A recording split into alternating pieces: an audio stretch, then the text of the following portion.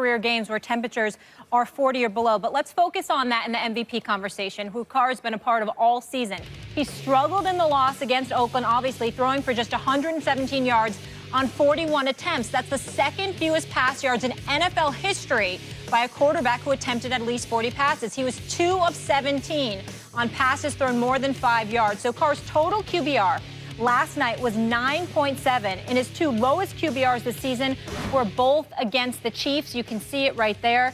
Here's Carr after the game. It was definitely a bad night. You know, there's no getting around that. You know, I hate to have the bad night come on this one, right? Out of all the games that we've had, but you know, obviously we didn't do enough. We all took turns, and you know, I feel very responsible for that because you know, as the leader of the offense and you know the team, you know, I feel sick to my stomach. You know, when we put something like that out there on film, and you know, it hurts. I can promise you that. You know, I put too much time into this to go and do something like that. Max, did last night's game affect Carr's chances of winning the MVP?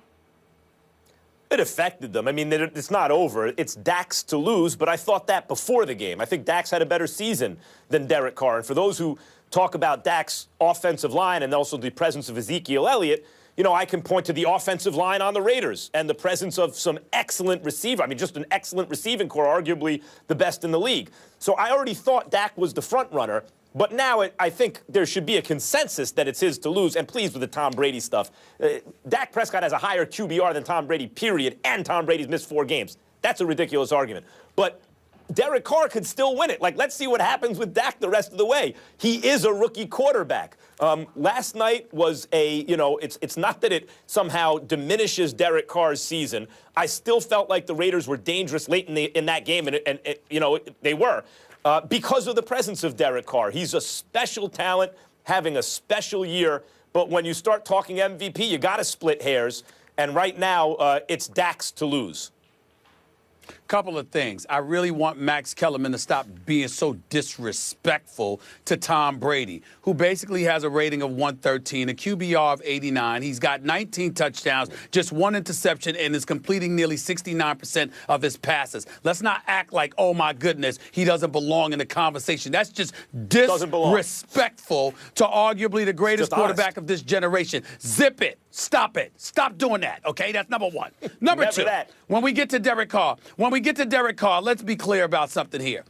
The race is not over, but he looks bad right now. And here's why he looks bad. Because of what he's done the last 2 games. He completed 54% of his passes in that comeback win over Buffalo. Last night obviously was an awful night, as he admitted. He does have 3 games left. One's against Andrew Luck.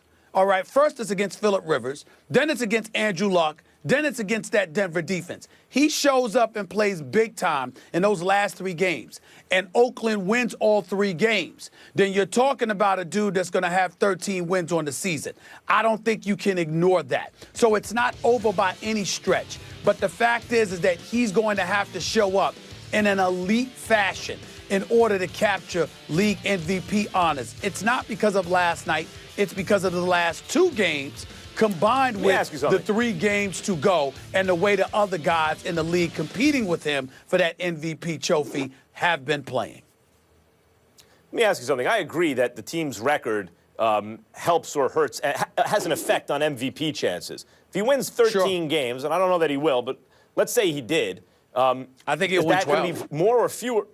Okay, 12. Is that going to be more or fewer than Dak likely? Fewer.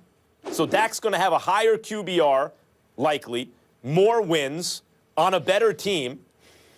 It seems to me that Dak's the MVP, and as for Tom Brady, because he missed those 4 games, there's no way he can have 13 wins, and he's lost a game, and his QBR is lower than Dak's. I don't see how he's in the conversation. Let's compare apples to apples here. Carr and Dak have played all the games. Well, first of all, Brady could end up with 11 wins. That's number one. because that's number one. Number two, he could end up with 30-plus touchdowns. He could also end up, still throwing 1 or 2 interceptions on the season with a QBR near the 90s and a rating of over 113. That's number one. Number two, he can end up with the number 1 seed in the AFC.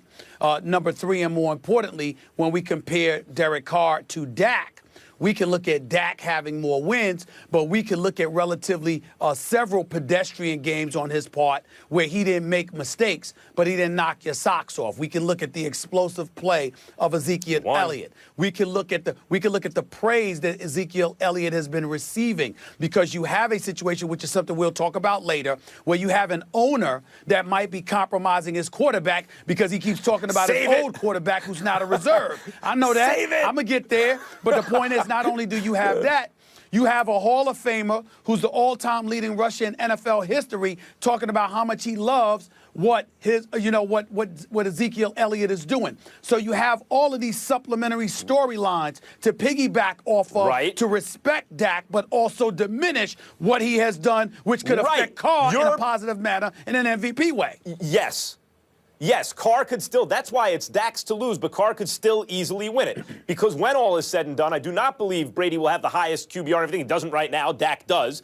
And plus, even if he did, it would have to be by such a margin to make up for the fact that he missed 25% of the season. He's out. I'm just talking about not how the voters are going to vote. I'm talking about a rational approach to awarding MVP. So when you talk about Dak and why he might not win it, it's always this kind of like nonsense, bad MVP voters who aren't very smart type stuff. It's like, well, Ezekiel Elliott's on the team, so they'll split the vote. Okay, that's the reality, but why should that affect Dak? Why does that mean he's not the MVP? Or he's a rookie. He has time. Derek Carr's been in the league a couple of years. He's paid more dues. Or Tom Brady's the greatest quarterback of all time, which is true. Let's give it to him. But none of those are actually good MVP arguments. When you look at the actual argument for MVP, at this moment, it's Dak Prescott. There is no other person to put in that number 1 spot. He could still lose it. Let's see what happens the rest of the way. I hope he does lose it. I hope the Giants beat him this weekend. We'll see. Well, he could still lose it, but he should be number 1 on the list. But at the same time, he is number 1 on the list. But then again, he's not. You all over the damn place. At the end of the day, what it comes down to is they got 4 games.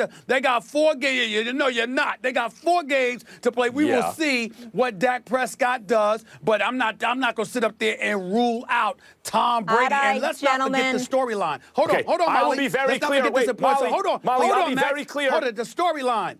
Hold on, the storyline. The NFL. You forgot about this, Max.